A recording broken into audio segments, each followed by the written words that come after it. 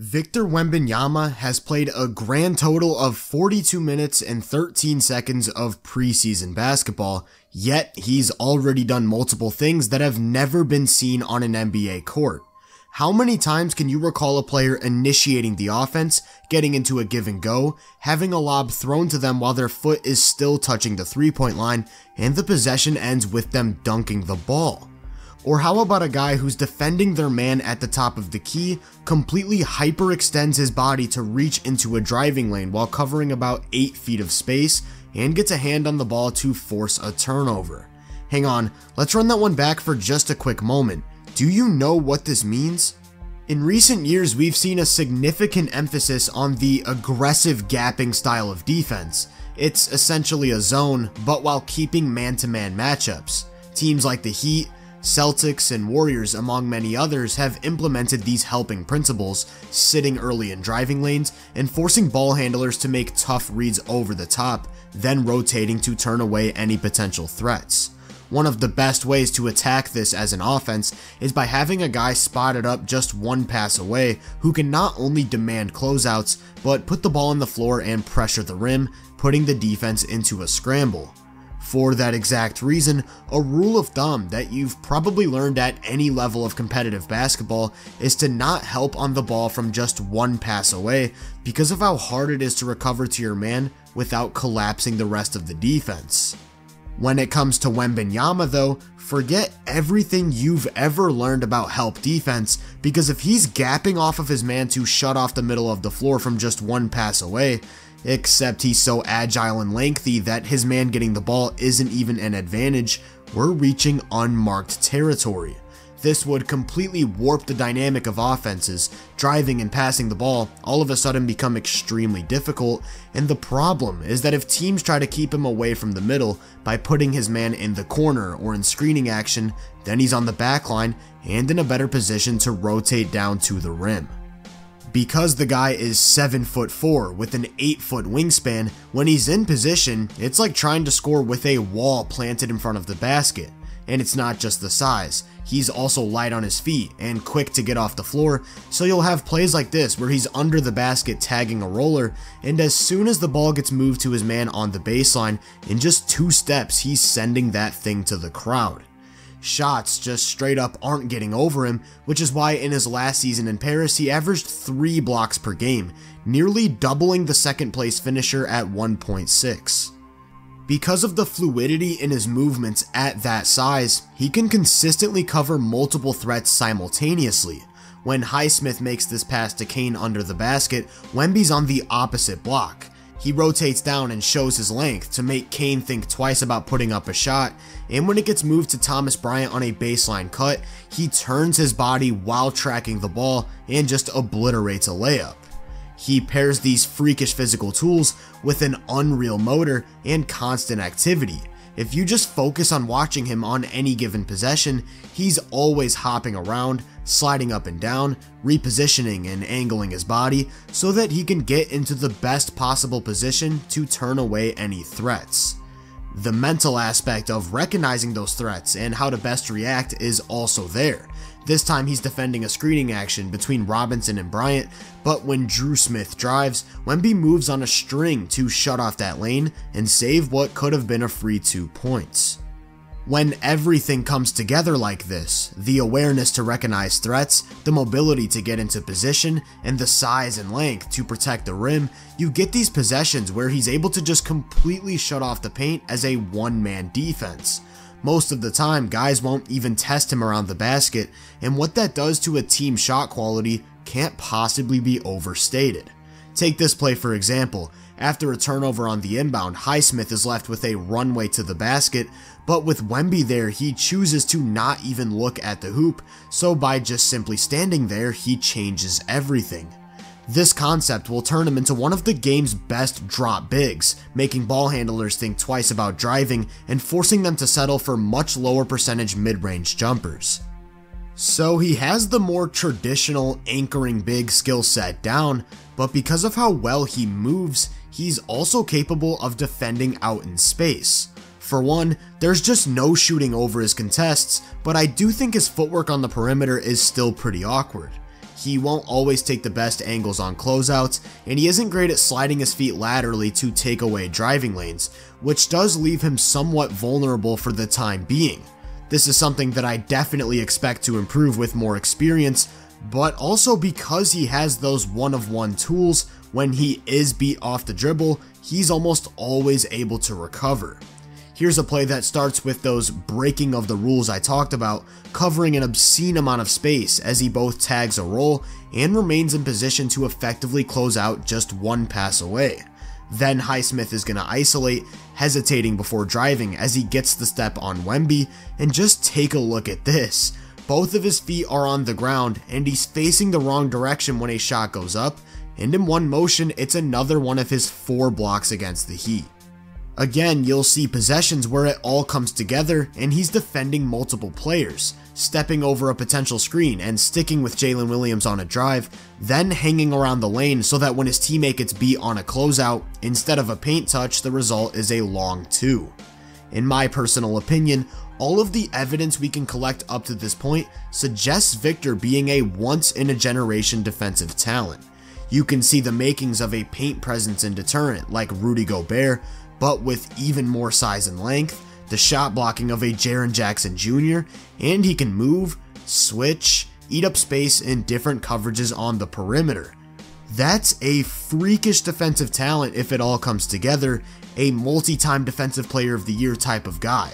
And with all of that, it's still the offensive side of things that's most intriguing.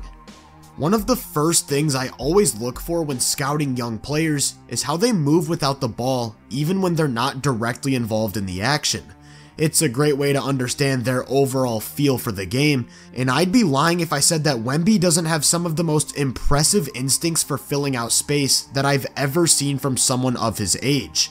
If you watch him on any given possession, he's constantly repositioning himself, screening to keep the defense engaged, making himself available for easy passes, or clearing out to free up room for teammates to attack. Just always looking for a way to improve offensive possessions, even if he's not touching the ball. And high feel, active movement also unlocks a lot of easy offense for the player doing it. Charles Bassey holds the ball near the top of the key, appearing to set up a dribble handoff for the big man, but instead of getting into the action, he's gonna jab while using a hand sweep to create separation on a backdoor cut, which leads to an easy lob target and a pair of free throws. Because he's so huge, getting him the ball is super easy, and if he's able to catch it within the same area code as the basket, it's pretty much guaranteed to end in 2 points. You remember Michael Jordan's game-winning dunk in the original Space Jam movie? That's just another play for Victor Wembanyama. That unrivaled length is at its deadliest in the open floor. Look at where he's at when he receives a pass, just a few inches in from the 3-point line, and without taking a single dribble, he's galloping his way into an emphatic dunk. Here's one that starts in semi-transition. He's going to receive a handoff that leaves him with space on the baseline to attack on a drive, and when he gets cut off by Chet Holmgren, he's just going to extend his arm and wrap a pass around the help to Zach Collins, who draws a foul down low. In the half court, there's no shortage of ways that he can be weaponized, and I'd expect Greg Popovich to squeeze out every possible play. As a screener, he's a threat to get downhill or above the rim, and again is just such a massive target that ball handlers can just toss it anywhere near the basket, and he's more than likely to come down with it. Not just that, but because of the outside shooting threat, he can also pop out to the perimeter, meaning that drop coverage is no longer a good option. There's no way of knowing what his 3-point percentage will look like at the NBA level, but what I will say is that the confidence in which he pulls and the versatility really stand out. Here goes an inbounds play that starts him on the weak side block, and he's gonna flash to the top of the key. Because he has the highest release point, maybe ever, room for error in defending him on the perimeter isn't just minimal, it's non-existent. This time he starts all the way in the corner and uses a little curl screen to move into a dribble handoff. Because he gets chased over the top, he's going to take one dribble while sidestepping to his left, and did I mention he's listed at 7'4". Because he's virtually uncontestable, that means defenders are forced to close out with a lot more aggression than what you'll find in the average shooter, which then opens up his game off the catch, faking and driving right, counter spinning back to his left, taking off vertically, only to scoop a layup around rim protection for 2. He's a nightmare to contain off the catch, so naturally the Spurs have been looking for ways to get him going off of movement. Focus on how exaggerated the motion of sliding his feet is, and that's so when he lands, he's a threat to take off in either direction. This time he goes through with the screen to his left, gets to the free throw line, and that leaves him with all the time in the world to set his feet for a mid-range jumper. Here's the exact same action, and remember I told you to watch the feet slide, because now he's going to reject the screen and attack right, take one dribble and up fake to get his defender off the floor, creating a decent look, which probably should have been called for a landing space foul, and although he's unable to convert, I really like the process behind that creation. Whenever he has the ball in his hands, I just can't get over the fluidity he moves and handles with at that size. Throwing a jab right, then a left hand hesitation straight into a tween to get the step going downhill, and the headbutt is a little bit questionable, but it gets the job done. Typically when you have these 7'4", 7'5" bigs entering the league, they're clunky with their movements and footwork or just outright slow, but the coordination and balance you see with Wembanyama as he turns his body and changes directions or speeds is unlike anything we've ever seen before. That's without even mentioning the things he's capable of doing as a ball handler on top of that. This play nearly broke social media, where he comes off a screen, goes in and out straight into a tween to create a left-hand drive, then steps back into an off-balance fall-away jumper. What I will say is that by the nature of having that much length, it's a lot tougher for him to secure the ball or make really tight movements, so he is prone to a fair share of live ball turnovers. Wings are usually able to get right up under him and kind of dictate where he goes with the ball, and while this will always be somewhat of a limitation, I do think by improving his core strength, and of course just getting more reps against NBA level defense, some of these errors can be weeded out, and we'll see some more efficient movement with the ball in his hands. For these reasons, as of right now I kind of like him more as a standstill creator, running him off of screens inside the arc so that he can either face up and isolate or turn his back to the basket. I think Wemby has the tools to develop into one of the game's most lethal mid-range assassins. Because of the height and release point, there's not really such a thing as a bad shot, and it gives him unlimited access to jumpers from literally every single spot on the floor.